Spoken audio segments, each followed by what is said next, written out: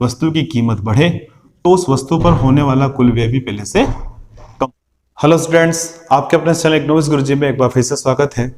मांग की लोच, वस्तु की मांग की लोच के बारे में हम पढ़ रहे थे, जिसमें चैप्टर का नाम है मांग की कीमत लोच। ये हमने चैप्टर स्टार्ट किया था, चैप्टर नंबर 4, ठीक है, जिसमें हमने देखा था कि मांग की लोच क्या होती है, मांग की लोच के प्रकार कौन कौन से होते हैं, इसके बारे में देखा था। मांग की आय लोच, मांग की कीमत लोच, मांग की आड़ी अथवा तिरछी लोच। इन तीनों में से अपने पास जो सिलेबस में है वो थर्ड, मतलब तीनों में से एक जो है वो है वस्तु की कीमत लोच। वस्तु की मांग की जो है कीमत लोच है, उसके बारे में हमें यहाँ पर अध्ययन करना है। और इसी संदर्भ में हमने देखा था कि वस्तु की कीमत लोच जो है वो क्या होती है, इसको मापने की कौन कौन सी विधियां हैं उसके बारे में देखा था। 2 विधियों के बारे में हम पढ़ चुके हैं, 3 विधियां टोटल है। पहली प्रतिशत अथवा अनुपातिक विधि, दूसरी ग्राफिक अथवा बिंदु विधि कहते हैं इसको, जिसमें हम मांग वक्र पर मांग की लोच को निकालते हैं, और तीसरी कुल व्यय विधि, यानी जब अपने पास कुल व्यय दे रखा हो और वस्तु की कीमत दे रखी हो। तो हम यहाँ पर देखते हैं कि जब वस्तु की कीमत में परिवर्तन आता है तो कुल व्यय में कितना और किस दिशा में परिवर्तन आता है। ये तो आपको पता है कि जब कीमत बदलती है तो उपभोक्ता मांग में परिवर्तन करेगा ही, मांग का नियम लागू होता ही है सामान्य वस्तुओं में।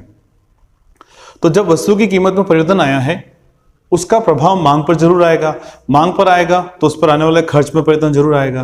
तो कुल मिलाकर जब कभी वस्तु की कीमत में परिवर्तन आता है तो या तो उपभोक्ता अपनी मांग को इस प्रकार से एडजस्ट करेगा कि कुल व्यय पहले के बराबर रखे, या फिर कुल व्यय पहले से कम हो जाएगा, या फिर कुल व्यय पहले से बढ़ जाएगा। ये 3 कंडीशन अपने पास हो सकती है।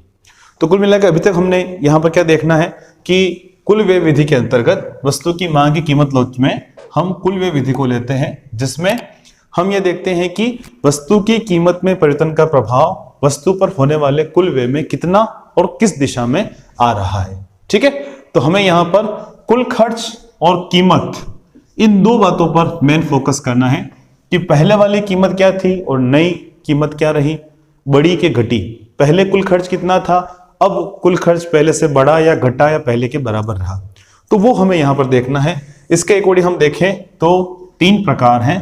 पहला, इकाई के बराबर मांग की लोच, दूसरा लोचदार मांग, और तीसरा जो है वो है बेलोचदार मांग। इन तीनों प्रकारों के बारे में बताया था मार्शल ने, अर्थशास्त्री मार्शल ने कुल व्यय विधि के अंतर्गत 3 प्रकार के यहां पर कीमत लोच बताई है।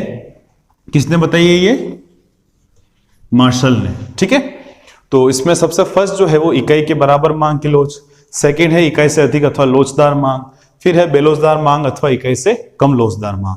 मेन बात हमें यहां पर देखना है कि वस्तु की कीमत में परिवर्तन के फलस्वरूप वस्तु पर किए जाने वाला कुल व्यय कैसे बदल रहा है, पहले से बढ़ रहा है या पहले से घट रहा है। ठीक है, तो अब हमें यहां पर उदाहरण की सहायता से देखना होगा। तो पहले हम देखते हैं कि ये कंडीशन क्या, ये कंडीशन कब आती है, इसको हमें देखना है कि जब कभी वस्तु की कीमत बढ़े, ध्यान रखिएगा, जब कभी वस्तु की कीमत बढ़े या फिर वस्तु की कीमत घटे, उस वस्तु पर होने वाला कुल व्यय पहले के बराबर रहे, स्थिर रहे, कोई परिवर्तन नहीं आए, तो ऐसी स्थिति में मांग की लोच जो होगी वो इकाई के बराबर। ठीक, ध्यान रखिएगा, कब? जब वस्तु की कीमत बढ़े या घटे, कुल व्यय पहले के बराबर रहे। अब इसको समझने के लिए हम यहां पर उदाहरण लेते हैं। हमें कीमत लेनी होगी, कुल मात्रा लेनी होगी, दोनों को गुणा करेंगे तो हमें यहां पर वस्तु पर किया जाने वाला कुल व्यय मिलेगा। जैसे कि हमने वस्तु की कीमत को लिया 10 और वस्तु की मात्रा ली 400, तो कुल व्यय कितना हो जाएगा? 4000। ठीक है, 4000 रुपए यहां पर हमें वस्तु पर कुल व्यय मिलेगा। अब यदि वस्तु की कीमत घटकर हो जाए 8 और उस वस्तु की मांग बढ़कर हो जाए 500, तो कुल व्यय कितना हो जाएगा? कोई परिवर्तन आया? कोई परिवर्तन नहीं आया। मांग का नियम यहां पर भी लागू हुआ, वस्तु की कीमत घटी तो मांग मात्रा बढ़ी, पर उस वस्तु पर होने वाला कुल व्यय पहले के बराबर है। देख रहे हैं आप, कोई परिवर्तन नहीं आ रहा है कुल व्यय में, तो इस स्थिति में मांग की जो लोच होगी वो इकाई के बराबर होगी। ध्यान रखिएगा हमेशा। फिर बात करते हैं हम सेकंड पार्ट की, लोचदार मांग या इकाई से अधिक मांग कब होती है?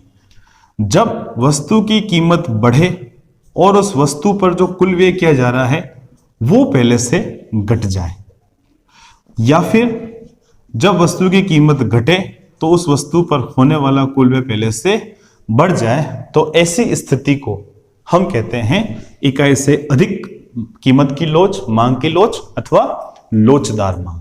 ध्यान रखिएगा, जब वस्तु की कीमत और कुल व्यय में विपरीत दिशा में परिवर्तन हमें देखने को मिले। अब हम यहां पर देखते हैं इसको, इस पे भी यहां पर उदाहरण को देखेंगे। तो वही वस्तु की कीमत को लेते हैं, वस्तु की मात्रा को लेंगे, दोनों को गुणा करेंगे तो हमें यहां पर कुल व्यय मिलेगा। माना कि वस्तु की कीमत है 90 रुपया और उस वस्तु की मांग बाजार में की जा रही है 400, कुल व्यय कितना हो जाएगा? 36,000, 36,000। फिर जब वस्तु की कीमत घट के हो जाए 80 और मांग मात्रा बढ़ के हो जाए 500, ठीक है, तो इस स्थिति में कुल व्यय कितना हो जाएगा? 40,000। तो क्या देख रहे हैं आप, वस्तु की कीमत घटी तो कुल व्यय पहले से बढ़ गया। देख रहे हैं, विपरीत दिशा में वस्तु की कीमत घटी, कुल व्यय पहले से बढ़ गया, या फिर वस्तु की कीमत बढ़ी, कुल व्यय घट गया। तो क्या हुई स्थिति कौन सी? यहां कीमत, मांग की लोच जो होगी वो कीमत लोच जो है वो 1 से अधिक होगी। ठीक है, ये ध्यान रखेगा। फिर तीसरी बात करते हैं हम, बेलोचदार मांग। इकाई से कम लोचदार मांग कब होगी, वो हमें यहां पर समझना है। समझ में आ रहा है ना?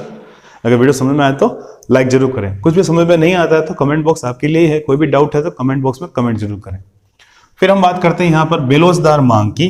तो बेलोचदार मांग में हम क्या देखते हैं कि जब वस्तु की कीमत बढ़े तो उस वस्तु पर होने वाला कुल व्यय भी पहले से कम हो जाए। ठीक है, और वस्तु की कीमत पहले से बढ़े तो उस स्थिति में वस्तु पर कहने वाला कुल व्यय भी पहले से बढ़ जाए, या फिर जब वस्तु की कीमत घटे तो उस वस्तु पर होने वाला कुल व्यय पहले से घट जाए, तो ऐसी स्थिति को कहते हैं हम इकाई से कम लोचदार मांग अथवा बेलोचदार मांग। आगे बात समझ में? यानी यह स्थिति कब होगी? जब कीमत और कुल व्यय दोनों समान दिशा में गति करें। कीमत बढ़े तो उस वस्तु पर कुल व्यय भी बढ़ जाए, कीमत घटे तो उस वस्तु पर कुल व्यय भी घट जाए, तो ऐसी स्थिति को कहते हैं हम बेलोचदार मांग। तो इसके समझने के लिए हम यहां पर वही उदाहरण लेते हैं, कीमत और मात्रा दोनों ले लिया अपन ने, और माना कि वस्तु की कीमत 10 रुपया है, कुल मांग 100 इकाई है, खर्च कितना हो जाएगा? 1000 रुपया। अब जब वस्तु की कीमत घटकर 8 रुपये हो जाए और उस वस्तु की मांग बढ़कर हो जाए 110 इकाइयां, तो कुल व्यय कितना हो जाएगा? 880 रुपया। ये होगा। तो इस स्थिति में क्या देख रहे हैं आप कि जब वस्तु की कीमत घटी उस स्थिति में कुल व्यय भी घट गया। दोनों सेम दिशा में गति कर रहे हैं, समान दिशा में यहां पर गमन कर रहे हैं। ठीक है, तो यहां पर मांग की लोच क्या हो जाएगी? 1 से कम। ध्यान रखिएगा, कितनी स्थितियां हैं? 3। पहली स्थिति कौन सी? इकाई के बराबर, यानी वस्तु की कीमत में परिवर्तन का प्रभाव कुल व्यय पर कुछ नहीं पड़े, पहले के बराबर ही कुल व्यय रहे। यानी उपभोक्ता अपनी मांग को इस प्रकार से समायोजित करे वापस कि कुल व्यय पहले के बराबर रहे। और वस्तु की कीमत इकाई से अधिक कब होगी? जब कुल व्यय और कीमत और कुल व्यय में विपरीत दिशा में गमन हो। और 1 से कम बेलोचदार कब होगी? जब कीमत और कुल व्यय दोनों समान दिशा में गति करते हैं। तो ऐसी स्थिति में जो मांग की जो कीमत लोच है, वस्तु की जो कीमत लोच है, वो 1 से कम होगी, बेलोचदार होगी। आगे बात समझ में? तो अब आपके लिए यहां पर क्वेश्चन ये है कि, और आपको कमेंट बॉक्स में कमेंट जरूर करना है, जब वस्तु की कीमत बढ़े, ठीक है, पहला क्वेश्चन तो ये है आपके सामने, वस्तु की कीमत बढ़े और वस्तु पर होने वाला कुल व्यय वो घट जाए, तो ऐसी स्थिति में मांग की लोच क्या होगी? पहला क्वेश्चन। सेकंड ये कि जब वस्तु की कीमत घटे और कुल व्यय भी घट जाए, ठीक है, तो उस स्थिति में मांग की लोच क्या होगी? तो क्वेश्चन नंबर फर्स्ट का आंसर करके डालिएगा, क्वेश्चन नंबर सेकंड का आंसर करके डालिएगा। कमेंट बॉक्स में आप कमेंट जरूर करिएगा विद अपने नेम। ओके, आई बात समझ में? ये तो हुआ एग्जांपल के थ्रू हमने ये देखा कि मांग की कीमत लोच को मापने की जो कुल व्यय विधि है, इसके तीनों भागों को हमने यहां पर अच्छे से समझा। आगे बात समझ में? अब हम चित्र के द्वारा भी इस विधि को बता सकते हैं, इस विधि का वर्णन कर सकते हैं। एग्जाम में दोनों ही तरीके हैं। आप हो सकता है कि आप कंडीशन आपको लिखनी होगी, मैंने यहाँ पर सिंबल के रूप में बताया, आपको लिखनी होगी और फिर उदाहरण देना होगा। नोट्स में, बुक्स में, कहीं पे भी आपको मिल जाएगा, पास बुक्स में, सब जगह। फिर अब हम बात करते हैं यहाँ पर चित्र के द्वारा, यानी जब चित्र के सहायता से हमें मांग की कीमत लोच को बतानी हो तो क्या स्थिति होती है, वो हम लेते हैं तो इसके लिए हम पहले बोर्ड को साफ कर देते हैं ताकि स्पेस हो जाए थोड़ी सी। कैसा लग रहा है बेटा वीडियो? लाइक जरूर करना, नहीं लगे तो डिसलाइक करना बेटा, कोई दिक्कत नहीं। कमेंट बॉक्स में कमेंट भी जरूर करो। फिर हम चित्र की सहायता समझें तो पहले क्या इन तीनों स्थितियों को वापस ले लेते हैं कि मांग की लोच 1 के बराबर कब होगी?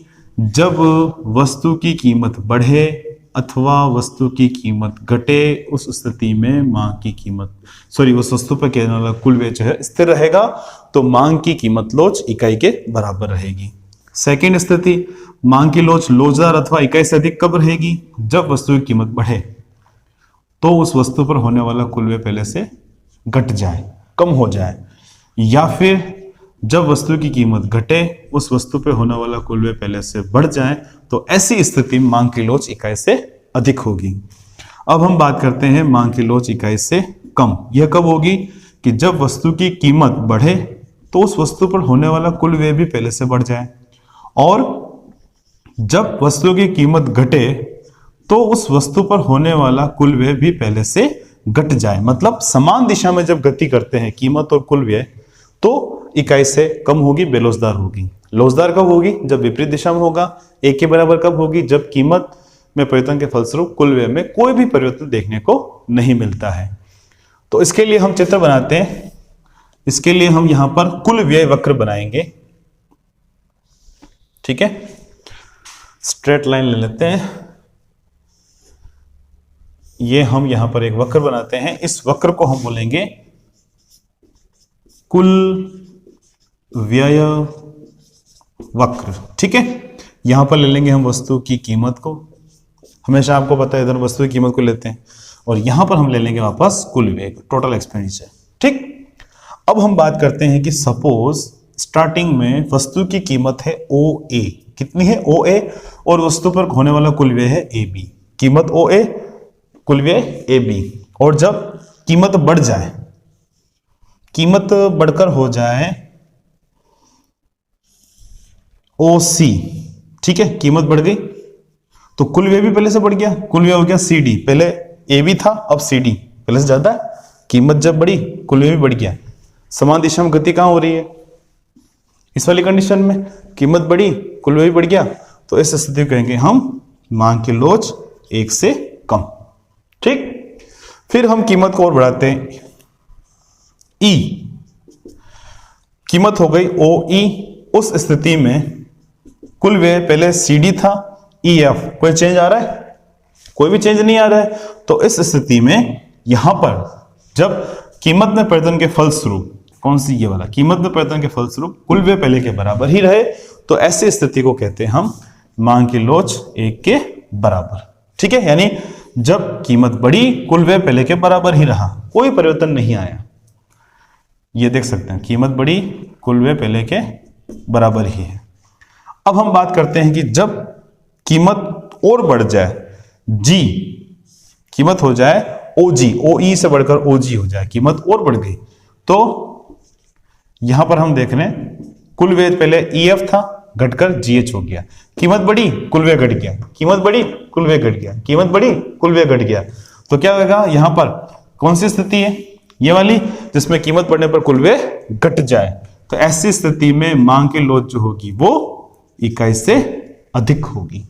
ठीक, आगे बात समझ में क्लियर? तो इस प्रकार से चित्र की सहायता से भी हम यहां पर मांग की कीमत लोच को बता सकते हैं, कुल व्यय विधि को। तो दोनों ही तरीके हमने देखे, एग्जाम्पल के थ्रू भी देखा, और साथ साथ हमने ये भी देखा कि इस प्रकार से चित्र के द्वारा हम कीमत लोच को यानी कुल व्यय विधि को हम बता सकते हैं। ठीक है, समझ में नहीं आया है कोई बात नहीं, वीडियो को वापस पीछे जाइए, वापस प्ले करिए और देखिए, समझिए। समझ में नहीं आता है तो कमेंट बॉक्स में कमेंट जरूर करें, और किसी प्रकार का कमेंट आपको माइंड में आता है, वीडियो कैसा लगा, क्या है, कैसा नहीं, बताएं जरूर। लाइक जरूर करें, नहीं अच्छा लगा है तो डिसलाइक का ऑप्शन भी दिया है, और चैनल के नए व्यूअर हैं तो सब्सक्राइब करना नहीं करना वो आपको पता है। अगर सब्सक्राइब करेंगे तो आपको इस प्रकार के कंटेंट बहुत ही जल्दी इजी लैंग्वेज में मिल जाएंगे। और हाँ, सब्सक्राइब करने के बाद बेल आइकन को जरूर प्रेस करना, ताकि आने वाले वीडियोस की नोटिफिकेशन आपको मिल जाए और आप जल्दी से इतने अच्छे और इजी वे से इकोनॉमिक्स की जो ट्रिक्स हैं, टॉपिक्स हैं, वो अच्छे समझ पाए। क्लियर? आगे बात समझ में? तो अब इसके रिलेटेड मैं एक क्वेश्चन और पूछ लेता हूं कि जब कुलव्यय वक्र बिल्कुल लंबवत होगा तो इस स्थिति में मांग की लोच क्या होगी। कुलव्यय जब लंबवत होता है तो मांग की लोच क्या होती है, वो आप कमेंट बॉक्स में कमेंट करके जरूर बताएं। क्लियर। 2 टॉपिक और बचते हैं मांग की कीमत लोच के। मिलते हैं नेक्स्ट वीडियो में, कंप्लीट करते हैं इसको। ठीक, thank you, thanks for watching. Promise गुरुजी, बाय बाय।